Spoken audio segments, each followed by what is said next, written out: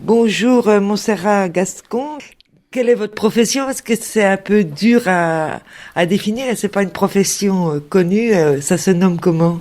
Voilà, je pourrais dire des professions conventionnelles, mais j'ai pas envie. J'ai envie de dire que je suis magicienne, parce que pour être magicienne, il faut reconnaître que la vie c'est la magie, ou c'est l'âme qui agit. Et puis moi c'est ça qui me plaît de la vie et je suis magicienne déjà pour moi et pour les autres, pour retrouver là où il y a le blocage de la vie, la façon de la délier pour qu'elle puisse s'exprimer et que la magie soit. Le corps humain est quand même un mystère, donc il faut trouver les points qui amènent des soulagements, du bien-être. Oui, ça aussi, ça m'a fatiguée de trouver des soulagements. Parce qu'à force de soulager, pourquoi j'ai travaillé beaucoup d'années dans les hôpitaux, dans mon cabinet. Et puis, c'était pour soulager les personnes, pour qu'elles continuent à supporter l'insupportable. Qu'est-ce que c'est ça? Alors, donnez-moi ça, faites-moi ci pour que je continue à supporter une situation épouvantable. Non. Moi, je me suis fatiguée de ça. Alors, Vous étiez ostéopathe au départ? Oui, si on peut dire. Bah, au départ, non. Au départ, j'ai étudié beaucoup de choses. J'étais institutrice. Après, j'ai étudié infirmière.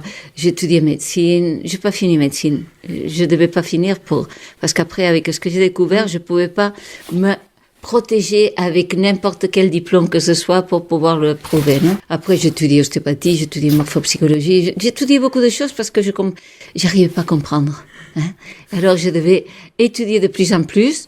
Et puis je me suis fatiguée. Et quand je me suis fatiguée, j'ai découvert que c'est pas dans les livres que ça se trouve la réponse, sinon dans nous. Mais c'est pas encore un topic. La réponse est en toi, comme dirait le grand maître Chan Kun-Chwing, que ça c'est nous tous. Sinon que de trouver que même Christine, je peux te tutoyer. Oui. Voilà, Christine, tu viens me voir en tant que thérapeute de n'importe quoi, n'importe quel titre. Alors, il y a aucun livre qui me parle de toi. Même si j'ai étudié tous les livres du monde entier, de médecine, d'anatomie, de physiologie, d'éthiologie, de tout ce qu'on veut, que je les ai étudiés, que j'ai survécu, déjà c'est difficile, et en plus que je m'en souvienne, il n'y en a aucun qui me parle de toi. Et quand j'ai compris ça, que les seuls qui me parlent de toi, c'est ton corps, tes cellules, tes organes, ben autant leur demander directement. Voilà. Alors c'est ainsi, pour délier ce que vous avez appris, vous avez écrit des livres sur des connaissances que vous avez eues vous-même, en fin de compte. Voilà. Alors là, tu me dis encore un autre grand mot que ça s'appelle connaissance. Alors voilà, les connaissances, quand on a oublié que la connaissance est à nous, on va se remplir, se farcir, je dirais, la tête de connaissances ES avec des livres, je ne sais même pas qui les a écrits, dans quel état d'esprit, qu'est-ce qu'ils savaient ou pas savaient, ou est-ce qu'ils les avaient copiés de quelqu'un d'autre, enfin. Alors, dans les livres, il y a des connaissances, il y a des informations pour suppléer, on dit? Oui, suppléer. Oui. Pour suppléer la connaissance véritable qui est en nous. La connaissance, ça s'appelle connaissance parce qu'il dit connaissance. Nous naissons avec. D'accord? La connaissance est en nous. Qu'est-ce qui nous permet cette connaissance? Qui est l'esprit en nous, l'esprit, l'essence de la vie, essence, naissance, connaissance. Nous naissons avec l'essence de la vie qui connaît tout. Et ce qui a été, ce qui est, ce qui sera. Et connaît tout, la raison d'être de tous les êtres vivants et tout. Et cette connaissance est en nous comme un microchip. Je raconte ça pour les enfants, comme ça. Si je parle aux enfants, ils comprennent, je comprends aussi. Alors, c'est comme un microchip que tous les êtres vivants ont à l'intérieur. Et que ce microchip contient toute l'information de la vie.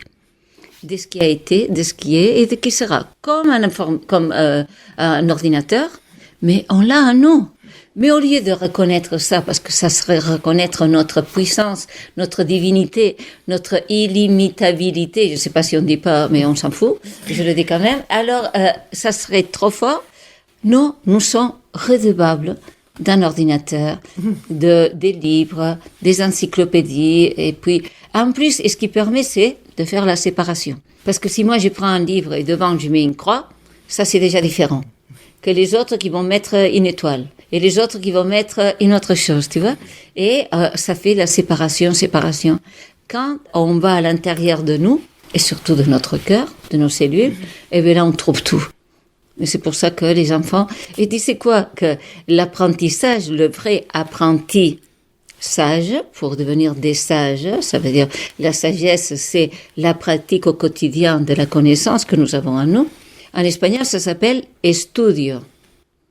Et estudio, si tu le décortiques comme ça dit estudio. Tu es Dieu. Ça, c'est l'étude.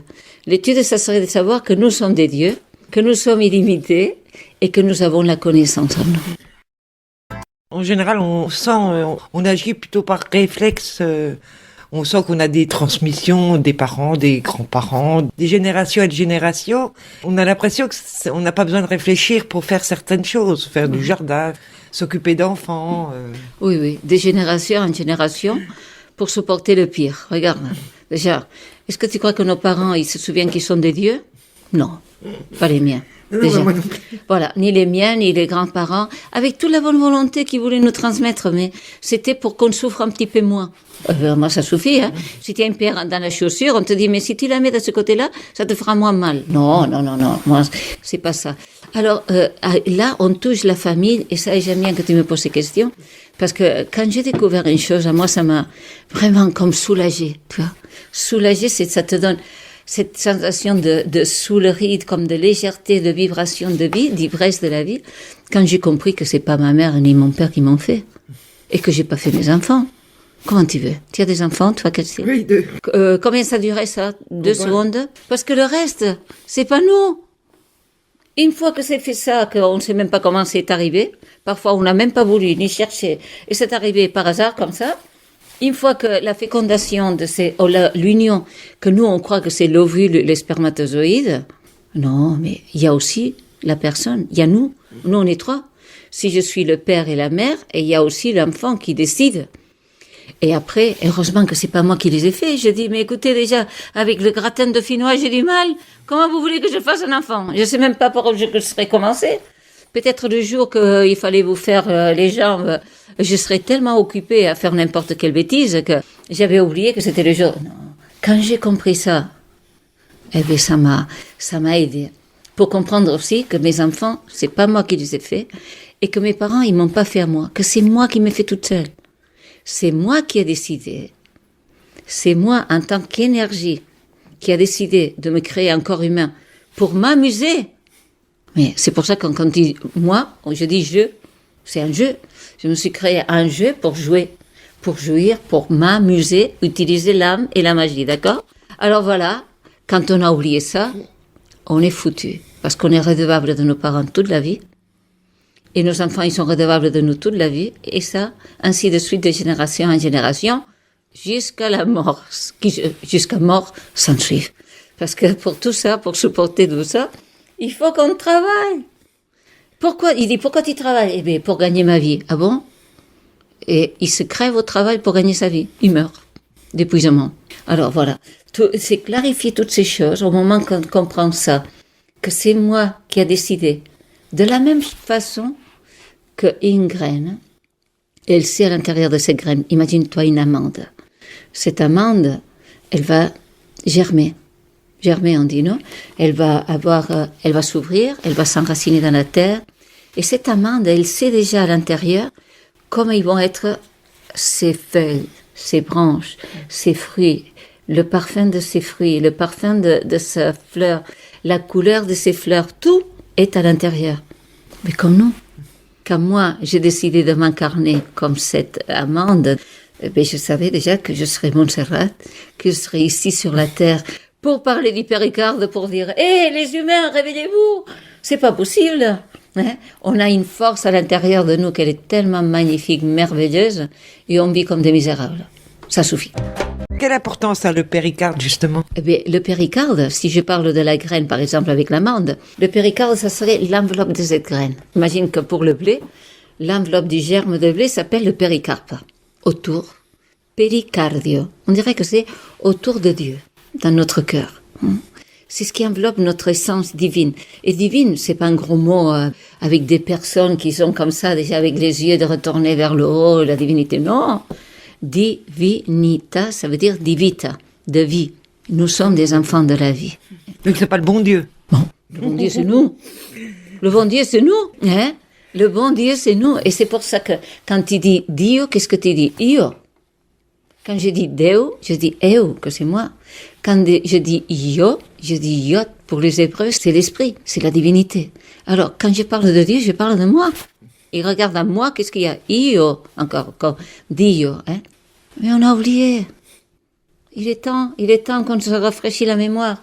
Et nous, maintenant, on se complique avec l'Alzheimer. On croit que perdre la mémoire, c'est l'Alzheimer. Non, perdre la mémoire, c'est oublier. Qui sommes-nous? Que nous sommes l'essence de la vie, l'esprit. Et cet esprit, que c'est le feu.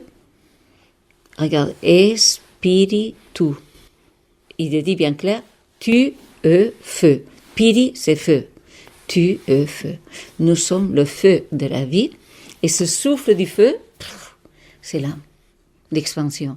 Et qu'est-ce qui fait l'essence de la vie? Lui donne l'information à l'âme, que c'est son expansion, pour qu'il crée le corps. Et l'âme crée le corps. Et le corps, c'est nous. Et nous sommes le tout. D'accord? Et nous avons décidé, parce que nous sommes l'esprit, qui a décidé de se créer un corps humain. Et après, l'âme, elle a dit, d'accord, je vais créer le corps humain, mais pour ça, il me faut un mâle humain et une femelle humaine. D'accord, je vais les chercher. Dit mon esprit, je vais les chercher. Alors, j'ai cherché mes parents. On était tous là, les trois, au moment de la fécondation. Ça se peut pas se dire, parce que dans les rapports sexuels, imagine-toi que le fils, il est au milieu. Non, on peut pas le dire. Alors, mais c'est comme ça que ça se passe. Et puis, dans cette trinité, c'est notre corps physique qui apparaît. Vous avez écrit justement des livres par rapport à ça et on peut peut-être les trouver facilement. Alors, Vive le Péricarde libre, oui, on peut les trouver dans les librairies parce que il est distribué par Amazon ou par d'autres, par BOD, etc. Dans les librairies, on peut le commander. Vive le Péricarde libre, que c'était mon premier livre pour expliquer aussi cet impact émotionnel mal connu, ou méconnu, entre la peur et la joie, ou l'amour, comme tu veux le dire. Et puis, cet impact émotionnel au niveau du péricarde, cette enveloppe du cœur qui le protège, qui le soutient et qui le fixe dans notre centre, au milieu, dans notre médiastin. Et puis, là, j'ai compris ce que c'était le corps et ce que j'étais l'âme. Seulement qu'il me manquait un autre élément, que c'est l'esprit. Et l'esprit apparaît dans le livre magnifique, c'est Le Secret du cœur. Le Secret du cœur, c'est plus difficile à trouver, c'est un livre qui est fait à la main. Oui, on voit, il est magnifique, quoi. On dirait un livre ancien. Voilà. Et là, il est fait avec le cœur. Là. Il est fait avec le cœur. Alors là, chaque fois, j'ai décidé avec le cœur parce que pour moi, c'était un acte de foi. À moi, en la vie, à la magie. Et je dis non, ce livre, je le veux comme ça et tout. Quand je vais la facture, c'est pas le cœur qui, je me suis les mains sur la tête. Et j'ai dit, j'y crois ou j'y crois pas? Eh bien, j'y crois. Et je le fais. Alors, ce livre, on peut le trouver en rentrant dans notre page web vivalavida.org. Vous faites des conférences à travers la France. Vous allez dans différents pays. Oui, vous faites également des stages. Vous transmettez. Oui. Parce que moi, le blablabla, ça va. Ça va, je suis une femme pratique. Alors, le blablabla que ça sert seulement pour que je m'occupe des autres, ça va un petit peu. Moi, je préfère transmettre ça et de dire, voilà, on peut se soigner soi-même. Parce que si c'est nous qu'on a fabriqué notre corps, ça veut dire qu'à l'intérieur, il y a le mode d'emploi de comment le retaper, non? Pour faire les réparations et pour s'en occuper. Alors, c'est ça, je fais des conférences, oui, dans beaucoup en Amérique latine, au Canada, en Allemagne, en Italie, en Belgique, etc., etc. Donc, vous parlez déjà français et espagnol. Oui. Et je parle aussi un peu l'italien et puis le portugais et puis le catalan, que c'est ma langue maternelle. Mais bon, c'est pas un problème au moment de transmettre parce que est-ce qu'on va transmettre même au moment du stage? C'est pas beaucoup de théorie. Parce qu'en réalité, le secret de la vie, et c'est ça que j'aime transmettre, c'est pas du blablabla. Le secret de la vie, c'est le mouvement. Et le mouvement, il est très simple. Il a une direction, il a une amplitude, il y a un rythme, comme une musique. Alors une fois qu'on a reconnu ce mouvement et qu'on peut reconnaître les différents mouvements de tous, et on sait si la direction c'est en expansion la santé ou en rétraction la maladie, alors on pourra aider à cette rétraction qui provoque la maladie par le blocage de l'énergie à l'intérieur de notre corps ou des corps des êtres humains. On pourra agir avec nos mains, avec nos mots et avec l'énergie de notre cœur parce que c'est la plus puissante qu'on a et on ne sait même pas l'utiliser. Merci Montserrat Gascon pour ce côté optimiste de la santé, parce que c'est pas souvent le cas. Eh bien oui, je suis optimiste parce que je le vis à moi aussi. Hein. Je sais pas quelque chose, je prends pas quelque chose dans lequel j'y crois pas, parce que j'y crois profondément et c'est ma façon de vivre. Pour moi, c'est pas donner un stage, c'est ma façon de vivre au quotidien. Dans chaque situation, c'est là qu'il faut voir comment on va agir. Et puis, je suis allée voir quand même le Chinois, qu'est-ce qu'il disait sur le péricarde. Et imagine-toi, Christine, que les Chinois, ils disent que le péricarde gouverne le sang, abrite l'esprit et qui gère directement la pensée, la conscience, la mémoire, le sommeil, les émotions, la parole, la joie et le bonheur. Juste le péricarde. Hein? Et que le péricarde, il a son propre méridien en médecine chinoise, chose que le cerveau n'en a pas. Hein? Alors je crois qu'on touche là quelque chose de sacré. Pas sacré parce que ça passe par les églises, rien du tout. Hein. C'est sacré parce que c'est essentiel, c'est la protection de notre essence la plus pure, de notre joie, de notre liberté et de notre divinité. Merci Montserrat Gascon, avec 2 livres, Le secret du cœur et l'autre c'est... Vive le péricarde livre. Et pour tout renseignement, si vous voulez rentrer à la page web, elle s'appelle, après les www, vivelavida.org. Merci beaucoup. Au revoir. Merci. Et envoyez plein de rayons de votre cœur parce que c'est l'énergie la plus puissante. Il y a que faire comme ça, pousser depuis le cœur vers l'extérieur, comme il faisait les bisounours. On s'en fout si paraît pas sérieux, mais c'est très puissant et puis c'est très amusant. Merci.